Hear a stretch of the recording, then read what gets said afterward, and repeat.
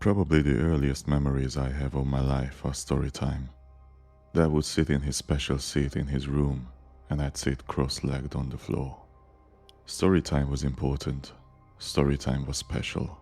Storytime couldn't be skipped. Every night. It was a ritual, an event. I liked it, mostly. He'd often read from picture books. He'd always shuffle in new ones. Stories about animals, leaves, gremlins, ghouls, talking clouds, all the good stuff. As a young kid, I didn't realize just how weird it was for him to have so many darn kids' books at his disposal.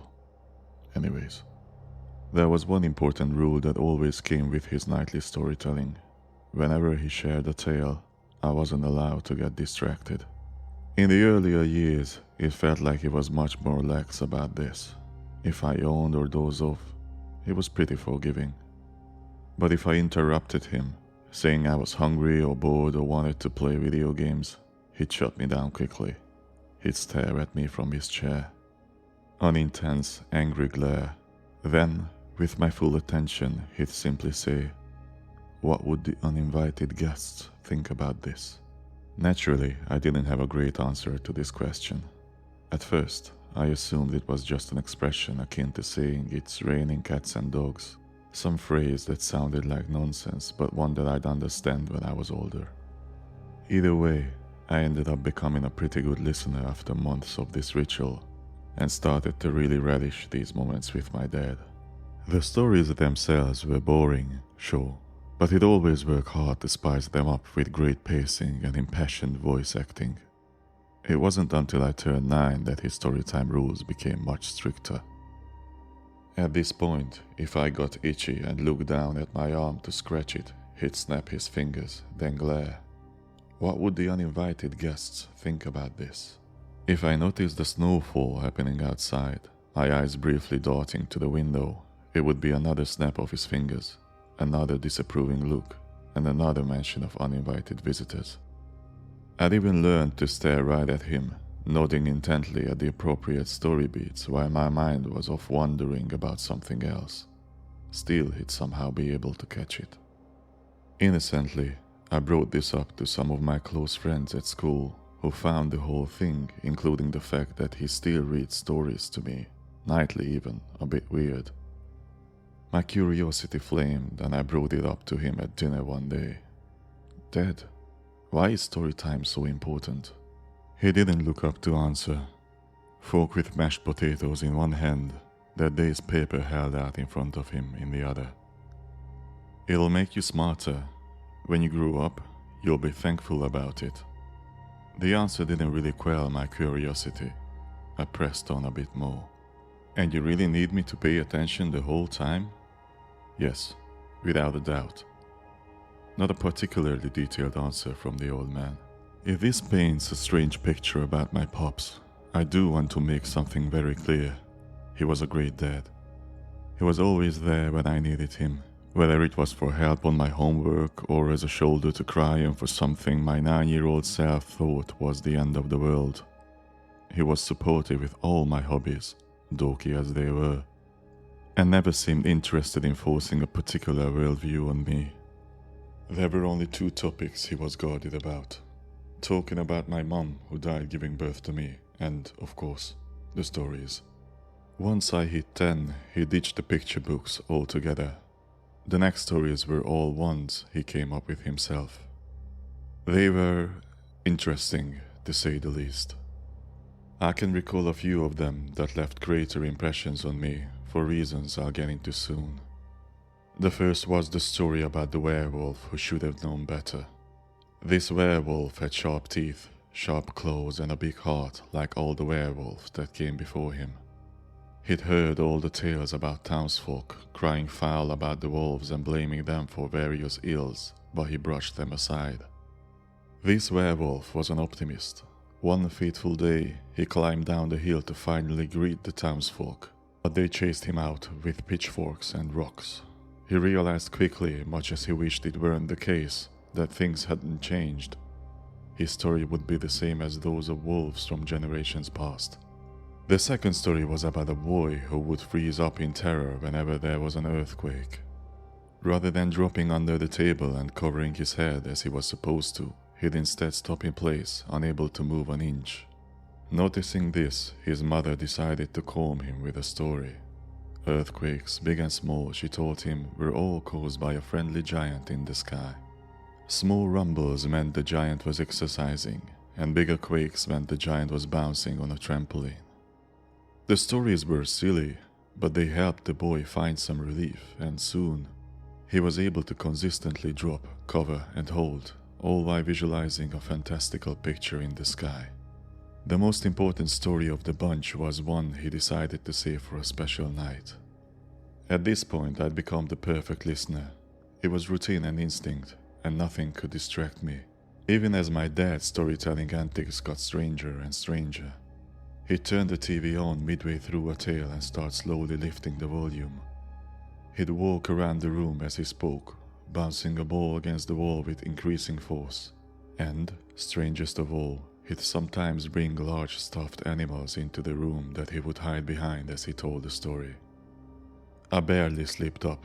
Sometimes the face of a particular stuffed animal would pop out to me, or my eyes would be drawn to follow the movement of the ball he was bouncing. He'd always catch me. He'd always notice. He'd always say the line. What would the uninvited guests think about this? Finally, I asked him, "Who are the uninvited guests?" He broke into a big smile. It stretched across his face with an unsettling curve, like a caterpillar, like his cheeks were being pulled. Then he shook his head. "There's still time," he said. And there was, indeed. The night of the party wasn't for a few weeks. When it finally rolled around, it was a sight to behold. I never knew my dad had so many friends. They were all laughing, friendly, mingling, shaking hands, looking at the pictures around our house, eating. A gathering of sophisticated-seeming adults. None of them paid much attention to me at first. I assumed this event wasn't a big deal. Dad had mentioned briefly that some folks might come over to our house in the near future. I still remember the look on his face when they arrived. It was an expression I'd never seen him wear before. He tensed up, a half smile on one side of his face. His eyes looked like they were welling up with tears as he squinted. I never quite knew what it meant. After dinner, the guests all started breaking off into some strange behavior. A few of them were staring up at the ceiling in our living room, spinning ever so slightly in place as they did. I saw a group of 5 or so just standing in the bathroom, not really doing anything. One of the guests, a gentleman in a fine suit, started climbing up the stairs on all 4s. When he got to the top, he'd walk back down to the bottom and then start again. A few others followed him. It didn't dawn on me that something was wrong until I saw one of the strangers' smiles dripping blood. I thought my brain was making things up, but then someone down the hall looked at me and waved with a similar tinge smile, red droplets flicking down from her teeth. I saw it more and more upon the guests, and cried for my dad. He found me, grabbed my hand and pulled me into his room. It started. I heard him mutter to himself in a whisper. He shut the doors behind him and barricaded the entrance as I continued crying. "It's story time, all right?" he said. I was rattled beyond belief, but the words brought me a light comfort. He sat in his special chair, the one he always sat in. Then he told me the story about Patrick Bear and the uninvited guests. I tried my best to listen intently. On one special day, Patrick found out that he was throwing a party. That was news to him. I felt a force pushing against the door. The guests rolled in one by one, more than he could have ever imagined.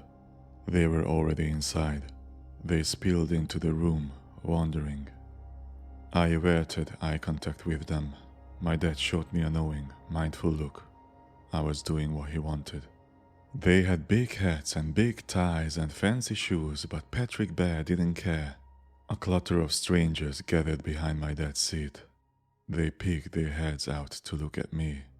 The others started sitting around me in a circle. They left only a small gap for me to lock eyes with my father.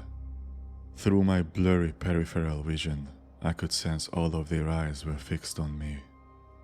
Patrick just wanted his alone time, so fancy friends didn't mean much to him.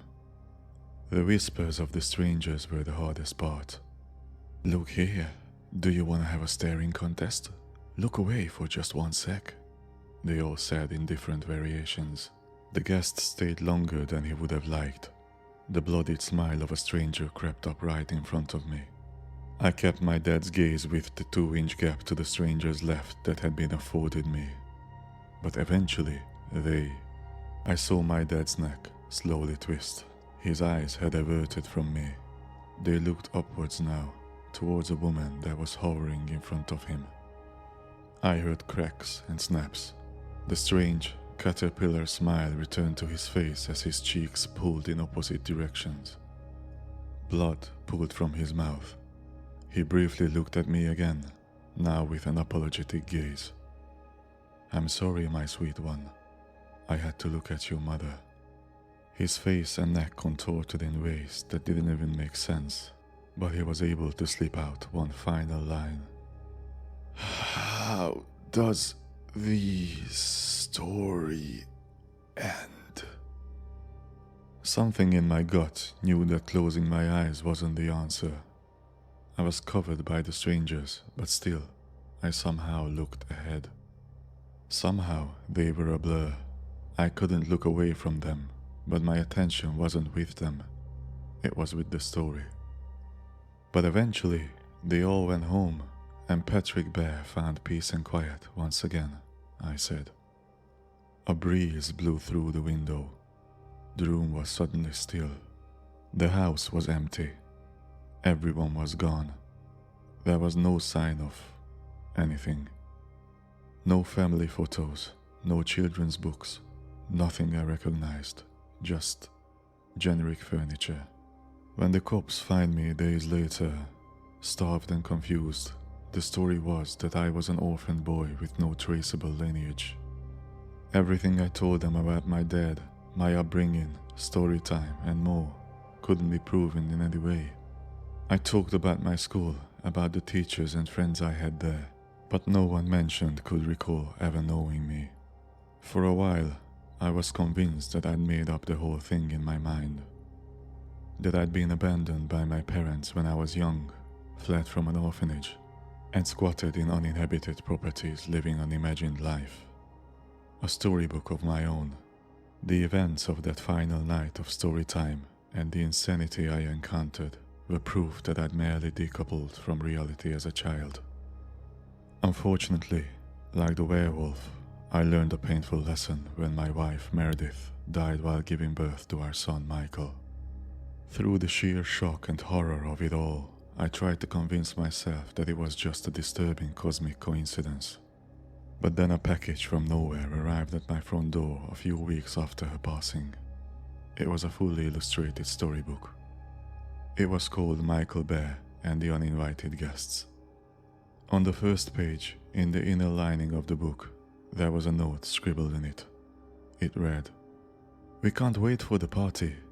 We'll bring all our friends. Love, Meredith, Mom, and Dad." I can't say for certain when the party will be, but if history is anything to go on, the uninvited guests will show up around my son's 10th birthday.